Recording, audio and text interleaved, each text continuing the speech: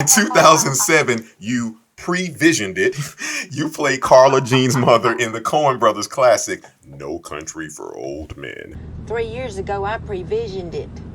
You were absolutely perfect at bringing the special brand of Coen Brothers character to life with all the particular nuances. What was it like working with them? Oh, well, it was just heaven. I mean, I couldn't believe it happened. I had loved them for so long. And as soon as I read the script, well, I knew the book, I was like, oh my God, this is it. This is going to be their masterpiece. And that's saying something because Right, everything they've done, it practically is a masterpiece. And I had always liked Miller's Crossing was my favorite prior to this, but I really felt it. And I remember I was sick the day I went in for the audition and I was lying down in the waiting room before I was called in, but I knew what to do with her. She was a bit of my grandmother and I just knew who she was. I can't explain it. And so they got along great with them, but then I didn't hear for 2 months. And then I got a call on a Thursday and they wanted me to come in on Saturday. They wanted to photograph me and film me. And I couldn't go. I had a commitment with my daughter to go to something that Gina Davis does with, I think it's called Girls, Girls, Girls or something. It's some kind of sports camp and raising money for girls to be in sports and things. And they had the soccer team that had won the gold medal was going to be there, a celebrity golf tournament, whatever. And Mary was a goalie. She's 6 feet tall and she was 5'9" when she was 12. And so it meant so much to her. She had invited her friend. They were coming to pick. I couldn't cancel. I could not do it. So it broke my heart. And I said, what am I going to do? My husband said, here's what we're going to do. We're going to film it and we'll get it to them. And this was before, now everybody does that, but they didn't used to do that. You didn't send in VHS, especially to the Coen brothers. But he recorded it on our little VHS. Our daughter read my off-camera lines. And he took that thing, bless his heart, and hand delivered it to their office and put it on their desk. He didn't want anybody touching it. He wanted to make sure they got it. And then I got the offer on Monday. So it started with, I knew that it was a charm situation because for that to happen. And it was just fabulous. They were wonderful. They were kind, friendly. They knew what they wanted. They're the only directors I've ever worked with who gave you, with your sides in the morning, you got the shot list and the storyboard. And so I knew exactly what they were shooting when they were shooting it. And I had never thought that would be particularly helpful, but it was great. And just loved them. We finished early. I only shot 3 days, something like that. But, happy crew when you're working an 8 or 10-hour day, you got a happy crew. So everybody was very happy, very, very much in a good mood. And it was just wonderful. I will say that Mary Voorhees, their costume designer, who's done a lot of their movies, is really the one that came up with, I had never conceived that, white curly hair and the big glasses. And she had a beanie bra filled with beans, so I had saggy boobs, all that kind of stuff. Sorry, one moment, please. There's a there's a knock at the door. Just gonna check on that real quick. I apologize. Hello, who's at the door? They're persistent. They tried like 5 minutes ago, and we tried to ignore it, but then they decided to try again. Maybe it's important. That's I saw that Josh Brolin had ended up sending in his audition tape as well for that, and I had Quentin Tarantino direct his audition. Yeah, mine wasn't quite Quentin Tarantino. Yep, and funnily enough, he was best friends with the star of Jericho, that series I did. He was from Concord, North Carolina. Ulrich, Skeet Ulrich. Oh, yeah, okay.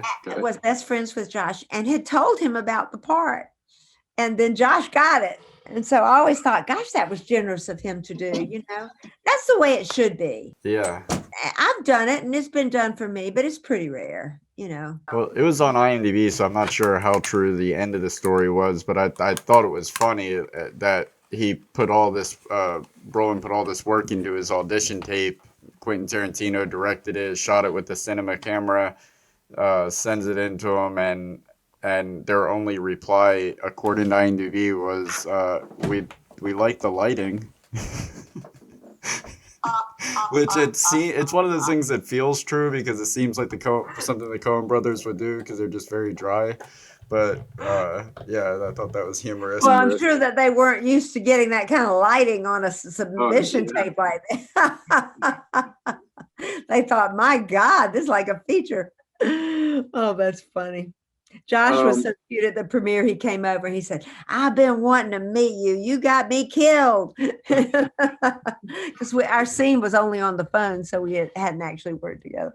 Yeah, I think there's not much connecting between the characters in that I think your daughter in the movie is the only character that actually interacts with each of the main characters. She's like the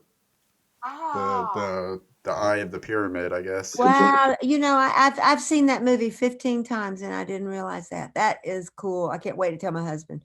We love that movie. We love it. We love it, and it's not because of me.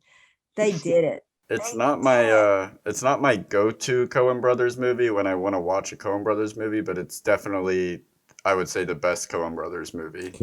Which one is your go-to? My go-to is depending on how I'm feeling, it's either The Big Lebowski or Burn After Reading. They don't make a bad movie. Everything that they've done has been at least a 9. What was the one that got a little poo-pooed? Ladies in Lavender or something with Tom Hanks? The Lady Killers. The Lady Killers, that's right. Yeah. It was pretty fun. Yeah, it was, and I mean, it was Tom Hanks. Like I've never seen him before, and you could tell he was having so much fun with that character. You gotta go at a movie like that with the right attitude. That's what we bring to it makes such a difference. Yeah, I mean their dialogue. Well, and that's actually my next question. Like the Lady Killers, the dialogue in all their movies, the dialogues have such a specific rhythm to it.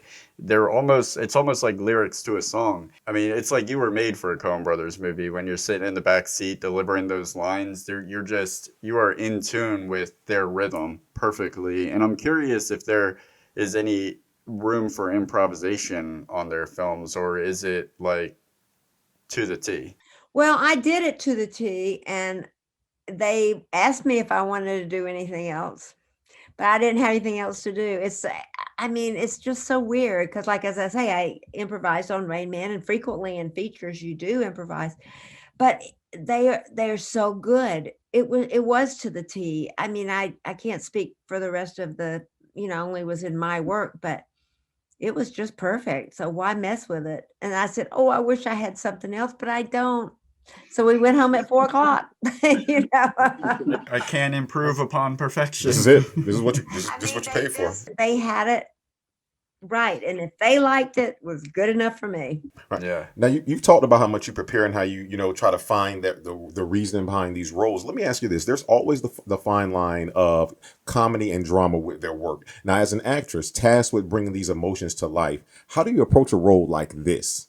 Well, that's the thing. I mean, once again, a bigot, really. I just, because I had this strong image, I felt like I had met this woman. Now, I was a little bit afraid of the big white wig. Right. And I thought, oh my God, is it too much? When I got in that trailer, but then I saw Javier's and I was like, Javier's, well, I'm not going to be more direct. But I just knew I wanted to keep her very real. And I did a thing my mother always did. You've probably seen Southern women do it, of keeping my pocketbook in my lap. Mm-hmm. And my mother would cling to her pocketbook wherever she was. One time when I first moved out to California, we rented a limousine for her. And, we weren't rich, but we just wanted to make her feel good. She and my daddy.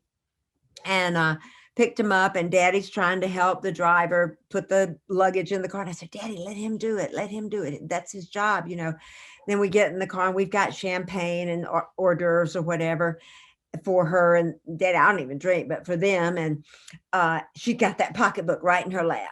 I said, Mama, you can put the pocketbook down. She's just holding on to that. I'm fine. And, it just tickled me. So I've just grown up around these people. So it wasn't exactly my grandmother, wasn't exactly any one person.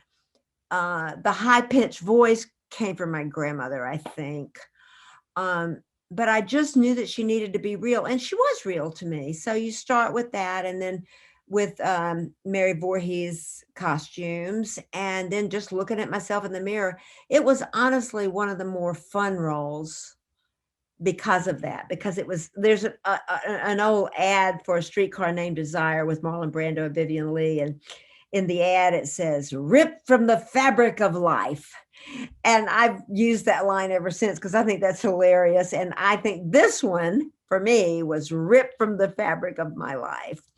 I just knew what to do. Sometimes you don't know. There was a thing Barry Sonnenfeld directed me in called Maximum Bob, the Elmore Leonard novel. And I knew what to do with her. And I was auditioning and I thought, oh my God, I have to go all the way with this character.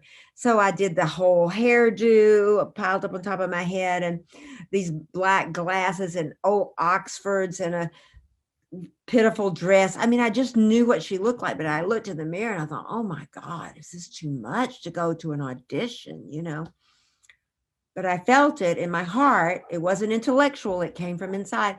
And I went down Sunset Strip, which is so fancy, and I stopped at a gas station to get gas. And I said, we'll see how people react to me. If people start laughing or if somebody says, oh, where are you going?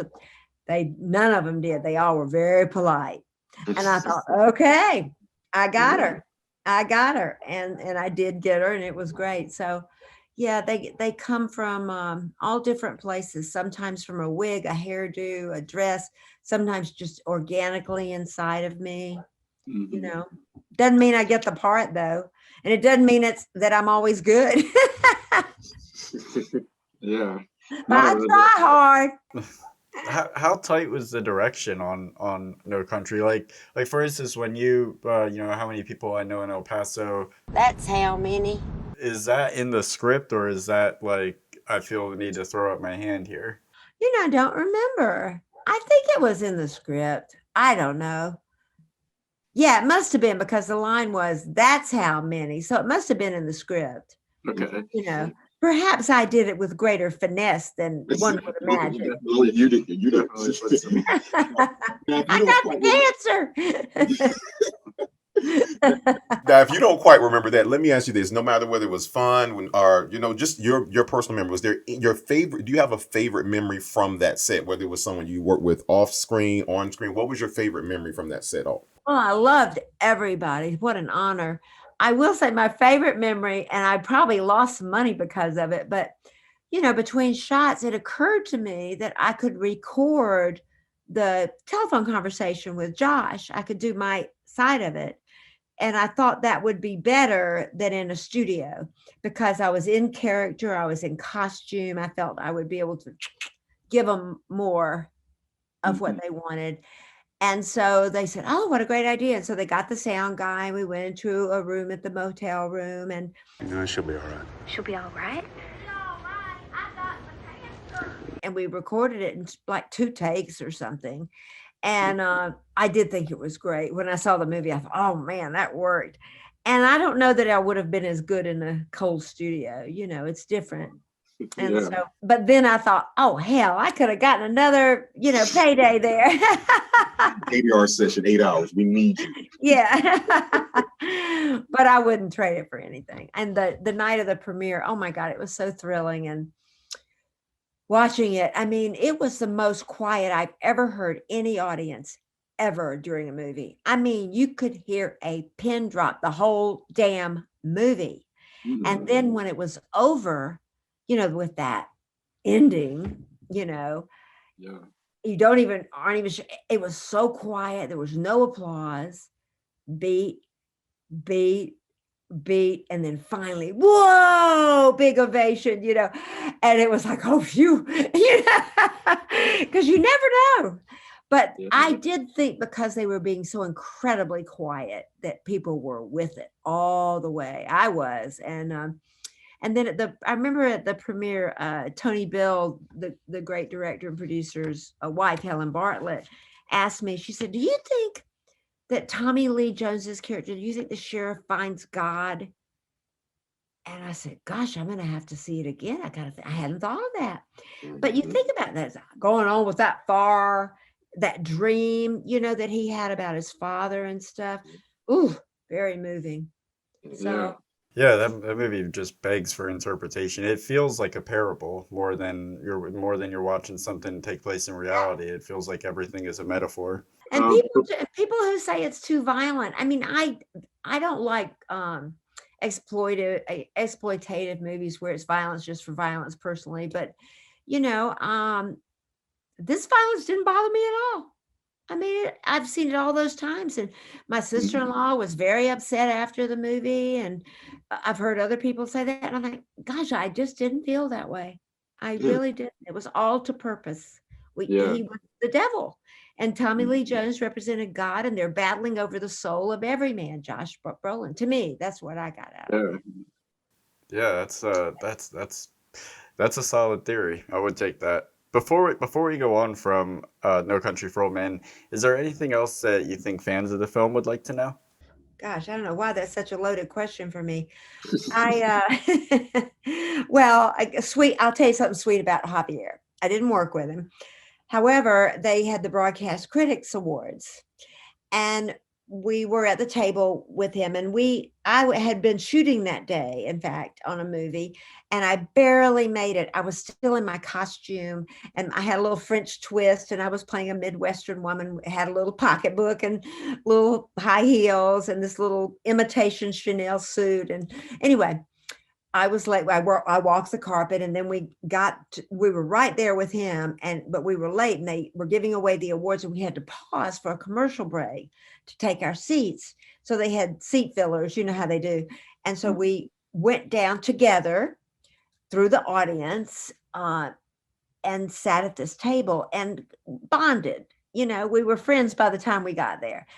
And he's just a sweetie pie. He really is. I know it sounds like I'm saying that about everybody. I don't feel that way about everybody, I promise you, but I did.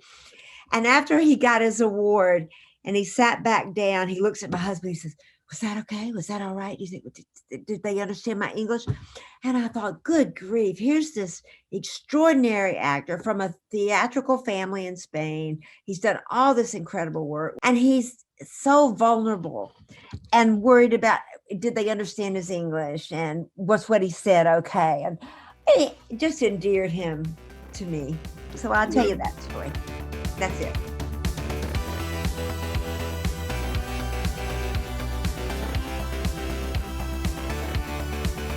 Why don't you subscribe? It'll last longer.